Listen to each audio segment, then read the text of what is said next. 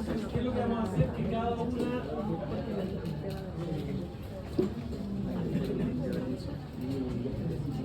cada una de las opciones la vamos a ir transformando con ese mismo esquema de reglas. Entonces vamos a pasar la siguiente escala y vamos a ponerle el nombre nuevo. Ya, voy a copiar aquí para que sea más fácil. Vamos a copiar. Cambiar. Se le cambió el dato. La 1.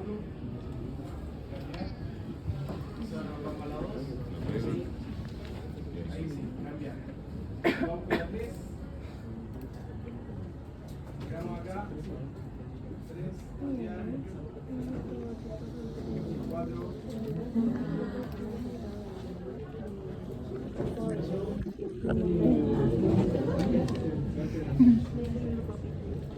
Espero que no apriete nada ahí arriba. Bien, entonces ahora si le damos clic a aceptar, lo que ocurre es que se crean todas las variables numéricas que antes eran cualitativas. ¿Qué es lo que ocurrió con la última? ¿Se fijan que hay unos números, algunos valores faltantes? Esos valores faltantes están porque en esa columna el esquema de codificación no resultó, puede ser porque haya un error de tipeo o algo así. Ya eso muy probablemente ocurrió, pero no nos vamos a detener en eso para poder avanzar más. Entonces ahora tenemos, fíjense que ahora tenemos ya los nombres de variables correctos. Tenemos todas las variables en valor numérico, entonces podemos calcular los totales de cada escala. Para calcular los totales de cada escala, yo les sugiero, bueno, se hace con la herramienta calcular variable, y lo que yo les sugiero es que utilicen la herramienta de los promedios. ¿Ya?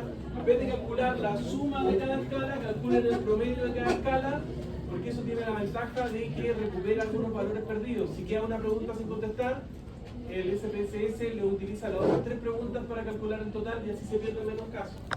Es una buena alternativa. Entonces, vamos a ponerle promedio o media, felicidad subjetiva. ¿Y esta escala cómo se va a calcular? ¿Ya? La escala felicidad subjetiva se va a calcular con una herramienta que es la media, que están las funciones estadísticas.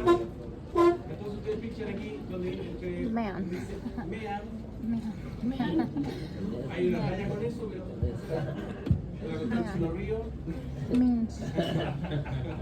No, es otra talla que pasó dentro de la clase. Bien, entonces, ¿qué es lo que vamos a hacer? Es la media de todo lo que yo ponga entre medio de paréntesis y cada variable separada de las otras por coma. Entonces, la media, todas las variables de felicidad subjetiva. Entonces, la media de FS1, coma, FS2, FS3 y FS4. Bien, con eso yo voy a tener una variable que va a resumir todos los ítems de la variable felicidad subjetiva y la variable felicidad subjetiva. Entonces, vamos a asumir que esa es la que estoy validando.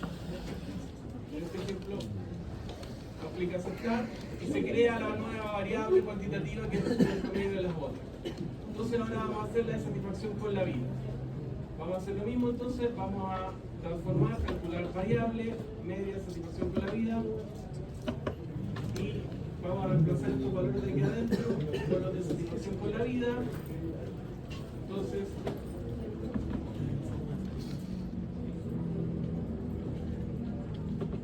todos los de satisfacción con la vida los vamos a ir pegando.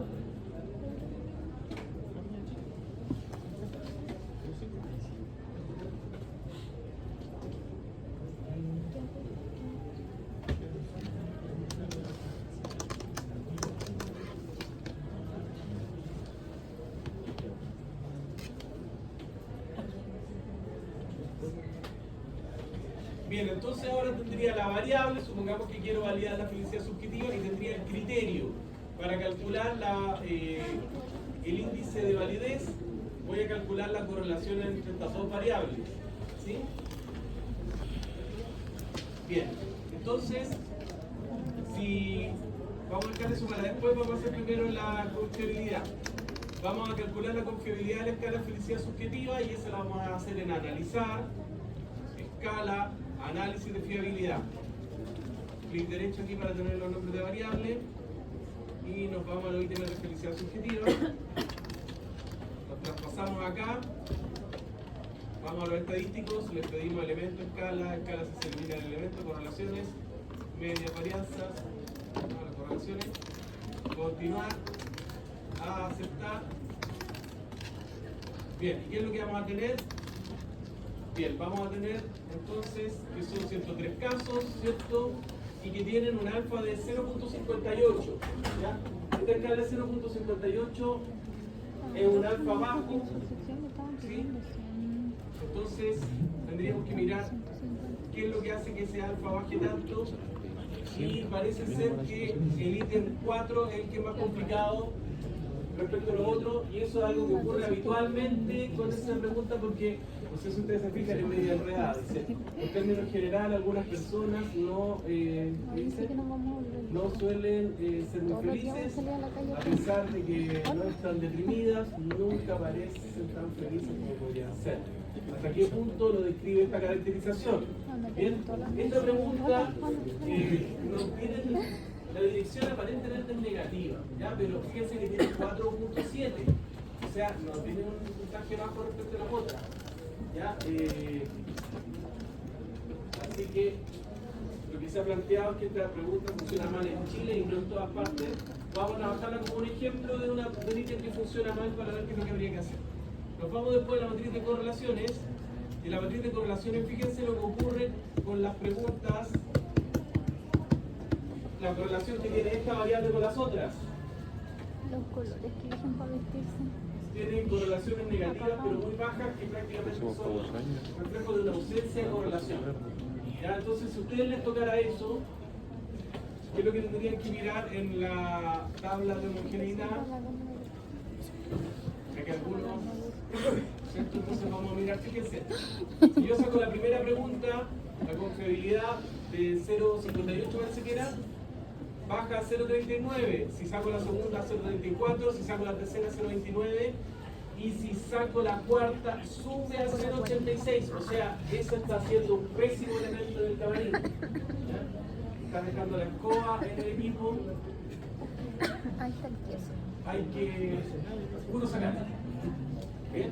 Y si sacáramos ese ítem, veamos qué pasaría con la confiabilidad. ¿No sabe cuánto he sacrificado?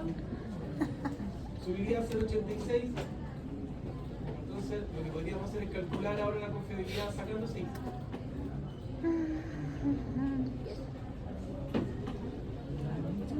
Lo mismo y sacamos el F4, va a aceptar. Queda en 0.86.8 y en ese contexto todos los ítems aportan a la confiabilidad. Bien, lo otro que tienen que hacer ustedes, ¿cierto?, es el modelo de mitades.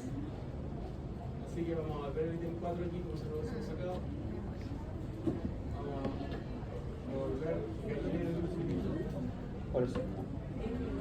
los pares y vamos a ir al modelo de las dos mitades. Aceptar. ¿Y qué es lo que pasa? La mitad que no tiene el ítem 4 tiene un alfa de 0.81 y la que tiene el ítem 4 tiene un alfa negativo. ¿Ya? Ese alfa negativo es algo que ocurre cuando hay un ítem que está mal codificado. Acá yo esta base la tengo de un curso anterior, de un ejercicio. Justamente lo que busca reflejar eso, no es muy común que pase, pero si ustedes tienen un ítem mal codificado, es decir, el ítem era negativo y ustedes lo puntuaron directamente, lo que va a ocurrir es que les puede aparecer un alfa negativo. Es como lo peor que pudiera pasar. Bien, entonces por todos lados sabemos que tenemos que sacar el ítem 4. Entonces, lo que deberíamos hacer es que deberíamos calcular ahora el promedio sin el ítem 4. Vamos a calcular el promedio de la escala sin el ítem 4. Calcular variables, entonces aquí nos vamos a felicidad subjetiva. Vamos a felicidad subjetiva. Le vamos a poner felicidad subjetiva, pongámosle corregir. Bien, entonces aquí vamos a poner los ítems de felicidad subjetiva, pero solamente el 1, el 2 y el 3.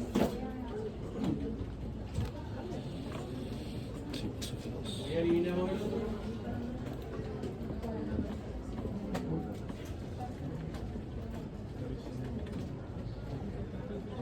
Damos clic a aceptar. Bien, entonces ahora vamos a calcular la validez de criterio concurrente entre este F2 corregido, que F2, no FS, y la media de satisfacción con la vida. ¿Alguien se acuerda cómo se calculaban las correlaciones?